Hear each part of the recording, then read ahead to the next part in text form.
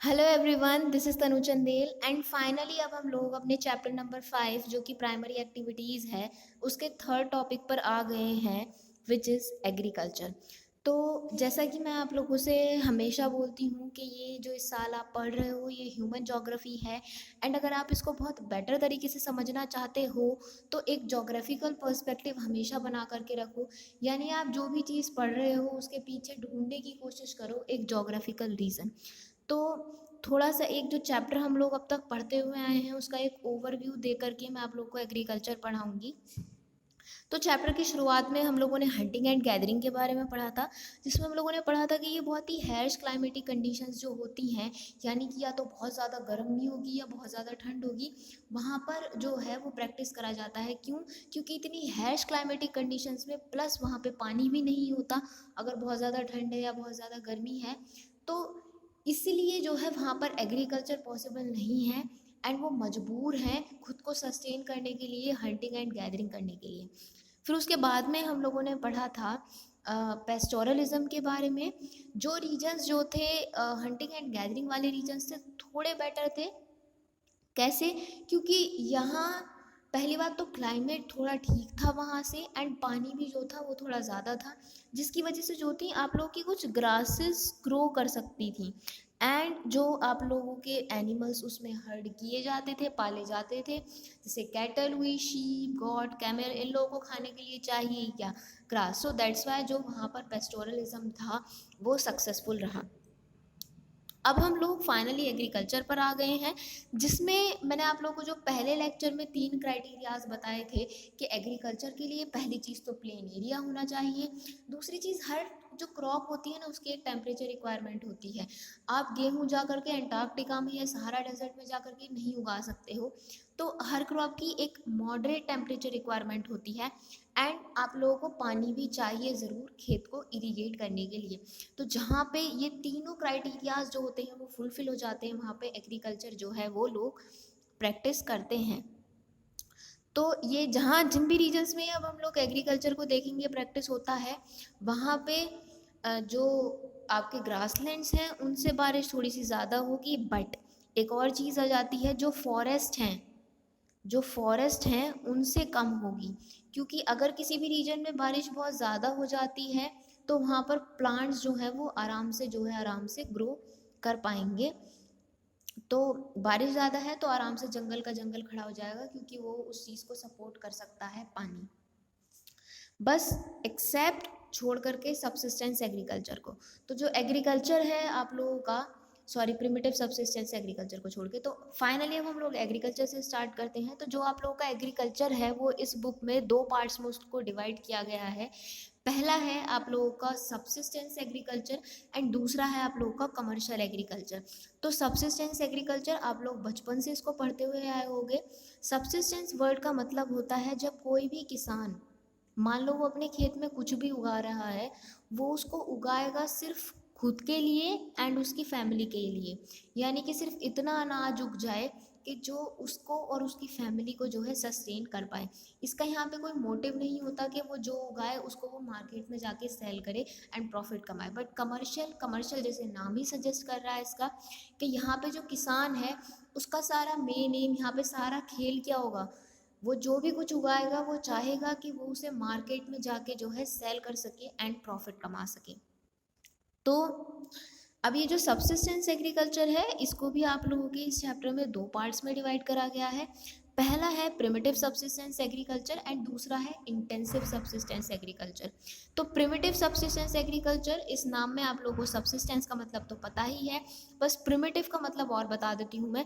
Primitive का मतलब थोड़ा बैकवर्ड टाइप, यानी कि इन लोगों के पास जो लेवल ऑफ टेक्नोलॉजी होगा वो इतना अच्छा नहीं होगा। They will not use machines like tractors and वो केमिकल फर्टिलाइजर्स का भी यूज़ नहीं करेंगे जो आजकल के किसान बहुत ज़्यादा करते हैं।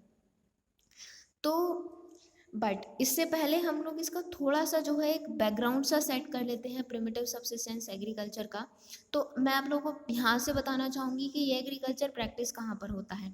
तो इस तरीके का एग्रीकल्चर प्रैक्टिस होता हुआ दिखेगा आपको इक्वेटोरियल रीजन्स के आसपास। तो ये 0 डिग्री लैटिट्यूड है जिसको हम इक्वेटर बोलते हैं। एंड ये चीज़ आप लोगों ने बचपन से लेके पढ़ी होगी कि जो इक्वेटोरियल रीजन्स होते हैं, यानी कि यहाँ से 10 degree north latitude and 10 degree south latitude, यहाँ पर जो है वो बारिश बहुत अच्छी होती है। बारिश अच्छी इतनी होती है कि हर रोज़ शाम को जो है यहाँ पे बारिश होती है।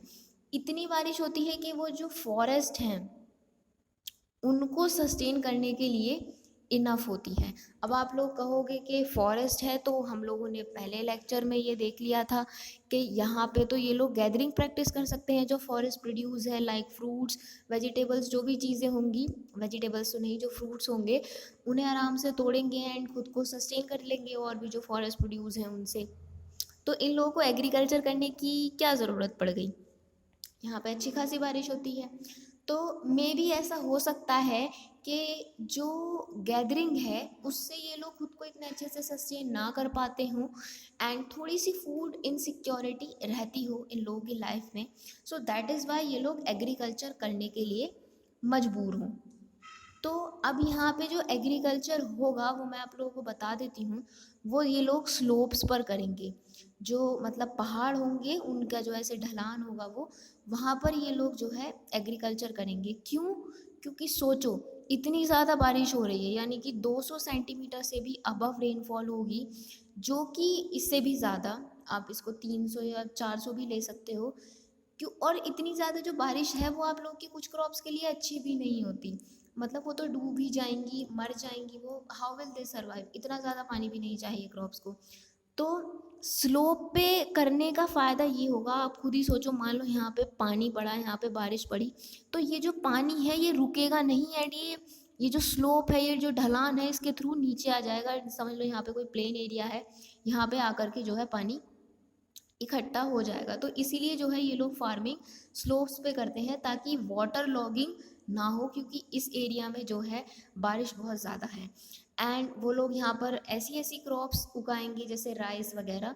तो अब ये लोग, मतलब प्रोसेस क्या है इन लोगों का एग्रीकल्चर करने का, यहाँ पर इस स्लोप के ऊपर जितने भी पेड़ होंगे, जो जंगल होगा इस स्लोप के ऊपर जितने भी पेड़ होंगे, ये उनको काटेंगे, गिराएंगे एंड फिर जो है उनमें आग लगा देंगे।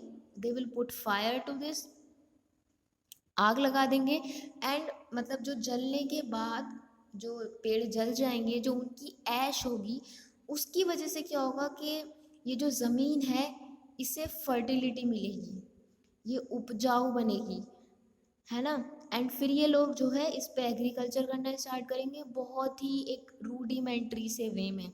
मतलब ये लोग इतने पिछड़े हुए समझ लो आप इन लोगों को, कि ये लोग जो है, जैसे हम लोग हल का यूज़ करते हैं ना खेत जोतने के लिए, मतलब बैल का यूज़ करते हैं, ये लोग वो भी नहीं करेंगे। ये जो इनकी सिंपल जो टूल्स होंगे, होज, स्टिक्स, उनसे जो है सिंपली लैंड को जो है आप कह लो थोड़ा सा प्लो करेंगे, फिर उसके बाद में जो अपने सीड्स हैं वो डालेंगे। कोई फर्टिलाइज़र का ये लोग यूज़ नहीं करेंगे। एंड बारिश तो यहाँ पे अच्छे से होती है, तो भगवान भरोसे अपने खेत को छोड़ देंगे एंड फिर जो है मतलब जो भी है अपना जो गुजारा है वो करेंगे। बट फिर अब होगा क्या कि 3 से 5 साल में ही ये जो लैंड है ये अपनी फर्टिलिटी लूज़ कर देगा, क्योंकि ये लोग फर्टिलाइजर्स तो डाल नहीं रहे हैं आजकल के किसानों की तरह। तो 3 से 5 साल बाद नेचुरली जो ज़मीन की फर्टिलिटी है वो कम हो जाएगी एंड फिर जो है ये लोग कहीं और चले जाएंगे and they will repeat the same process. वो पहले पेड़ों को काटेंगे, फिर उनमें आग लगाएंगे एंड फिर उसके बाद में जो है वहाँ पर खेती करनी चालू कर देंगे।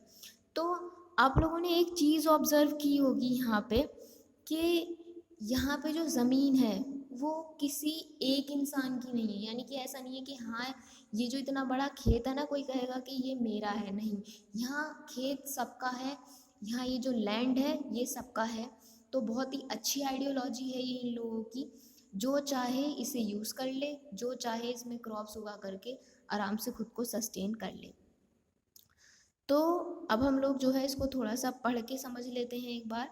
सो अब ये इतना डिफ़िकल्ट नहीं है हम लोगों के लिए। तो आप लोग, ये तो मैंने आप लोगों को बता ही दिया है, ये आप लोगों को पता भी होगा।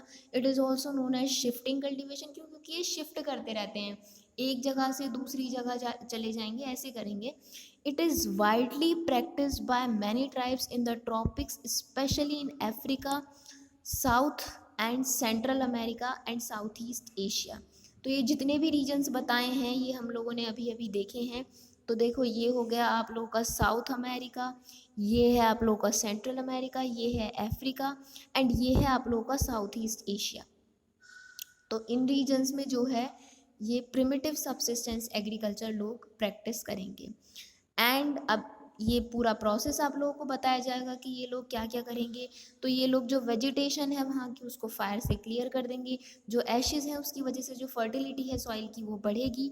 एंड इसको हम लोग स्लैश एंड बर्न कल्टीवेशन भी बोलेंगे, क्यों? क्योंकि ये पहले पेड़ों को काट रहे हैं एंड फिर उनको जला रहे हैं, तो इसीलिए इस चीज़ को हम लोग स्लैश एंड बर्न कल्टीवेशन बोलेंगे। जो कल्टीवेटेड पैचेस हैं वो बहुत ही छोटी होंगी और जो कल्टीवेशन है वो बहुत ही प्रिमिटिव टूल्स के साथ करा जाएगा, जो मैंने आप लोगों को बताया था होज एंड स्टिक्स से। 3 से 5 साल में जो ज़मीन है ये अपनी फर्टिलिटी को लूज़ कर देगी एंड जो किसान है वो कहीं और चला जाएगा एंड वो सेम प्रोसेस रिपीट करेगा। फिर ये मैं आप लोगों को बता देती हूँ कि 20 से 30 साल बाद वो वापस इसी ज़मीन पर आ जाएगा, मतलब जहाँ से उसने शुरुआत की थी। अब शिफ्टिंग कल्टीवेशन को वर्ल्ड के अलग अलग पार्ट्स में अलग अलग नाम से जाना जाता है। जैसे कि अगर आप इसको इंडिया में देखो, इंडिया में भी खासकर नॉर्थ ईस्टर्न इंडिया में तो इसको झूमिंग बोला जाता है। ये आप लोगों ने बचपन से लेके पढ़ा होगा, कई बार पढ़ लिया होगा ये एक्चुअली में आप लोगों ने। एंड फिर इसके और भी नाम है, जैसे इसको मिल्पा बोला जाएगा सेंट्रल अमेरिका एंड मैक्सिको में, एंड लडांग बोला जाएगा इंडोनेशिया एंड मलेशिया में। तो हम लोग एक बार देख लेते हैं। तो इसको मिल्पा बोला जाएगा, ये आप लोगों का पूरा सेंट्रल अमेरिका है। देखो ये जो आपको पतला सा दिख रहा है ना, ये सेंट्रल अमेरिका है।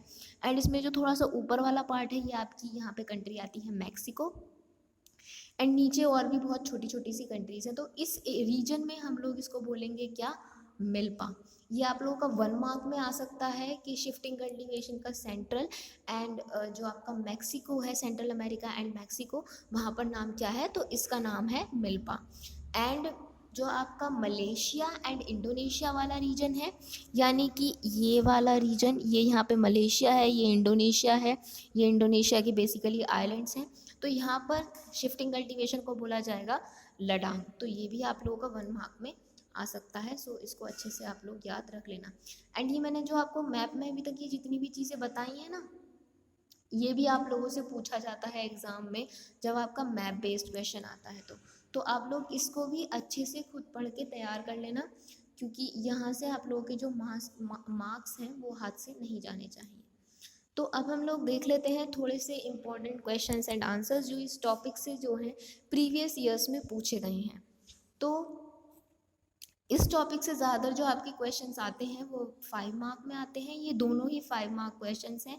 What is subsistence agriculture? Mention any 4 characteristics of primitive subsistence agriculture. तो पहले आप लोगों को ये बता देना है कि सबसिस्टेंस एग्रीकल्चर क्या होता है, जो मैंने आप लोगों को बताया था कि जहाँ पे जो किसान है वो खुद के जीवन यापन के लिए क्रॉप्स उगाए। इसके 4 कैरेक्टरिस्टिक्स आराम से जो मैंने भी आप लोगों को पीछे पढ़ाया है उसमें से कोई 4 कैरेक्टरिस्टिक्स उठा देना एंड डाल देना। एंड अगर आप लोग इसके नाम वाम भी लिखोगे, जैसे ये कहाँ पे क्या इसको बोला जाता है, रीजन्स कौन कौन से हैं जहाँ पे ये प्रैक्टिस करा जाता है, तो और अच्छा आप लोगों का आंसर बन जाएगा। दूसरा है व्हाट इज सबसिस्टेंस एग्रीकल्चर, वही ऊपर वाला पार्ट है।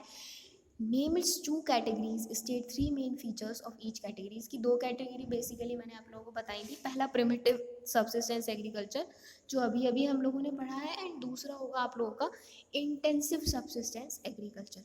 तो जब आप लोग उसको भी पढ़ लोगे तब आप लोग इस आंसर को जो है अच्छे से, क्वेश्चन को अच्छे से आंसर कर पाओगे। एंड 1 मार्क क्वेश्चन वो मैं चाहती हूँ कि आप लोग खुद बनाओ चैप्टर में से, क्योंकि जब आप खुद चीज़ों को करते हो ना तो पहली चीज़ तो आपका जो माइंड है उसका थोड़ा डेवलपमेंट होता है, एंड दूसरी चीज़ आप उन चीज़ों को ज़्यादा टाइम तक अपने दिमाग में जो है रिटेन कर पाते हो। वैसे जो 1 मार्क क्वेश्चन है वो मैं इंस्टाग्राम पर पोस्ट कर दूँगी, तो आप लोग वहाँ से भी देख सकते हो, बट स्टिल मैं इंसिस्ट करूँगी कि आप खुद बनाओ 1 मार्क क्वेश्चन एंड खुद अपने आंसर्स लिखना ट्राई करो, तभी जो है ज़्यादा ठीक रहेगा आप लोगों के लिए। सो आई होप कि मैंने अच्छे से पढ़ा दिया होगा। एंड हाँ, मुझे इस टॉपिक से रिलेटेड कोई इमेज नहीं मिली, सब पे कॉपीराइट्स थे एंड फ्री इमेज मुझे कोई मिली नहीं। सो आई होप कि मैंने इस टॉपिक के साथ जस्टिस किया होगा। Thank you and have a great day.